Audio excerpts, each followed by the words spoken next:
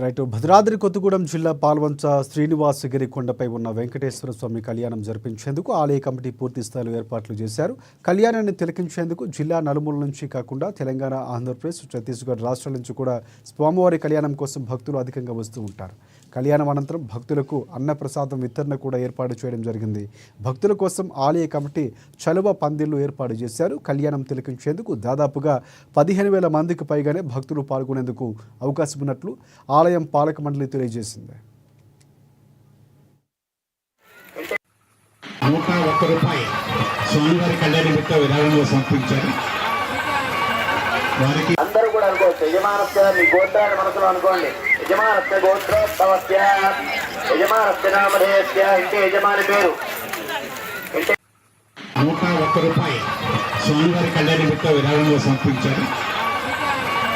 వారికి అందరూ కూడా అనుకోవచ్చు, యజమానస్య మీ గోత్రాన్ని మనసులో అనుకోండి. యజమానస్య గోత్రోత్సవస్య యజమానస్య నామధేయస్య ఇంటి యజమాని పేరు. ₹101 స్వామివారి కళ్యాణ నిమిత్త విరాళంగా సమర్పించారు. వారికి అందరూ కూడా అనుకోవచ్చు, యజమానస్య మీ గోత్రాన్ని మనసులో అనుకోండి. యజమానస్య గోత్రోత్సవస్య యజమానస్య నామధేయస్య ఇంటి యజమాని పేరు. ₹101 స్వామివారి కళ్యాణ నిమిత్త విరాళంగా సమర్పించారు. వారికి అందరూ కూడా అనుకోవచ్చు, యజమానస్య మీ గోత్రాన్ని మనసులో అనుకోండి. యజమానస్య గోత్రోత్సవస్య యజమానస్య నామధేయస్య ఇంటి యజమాని పేరు.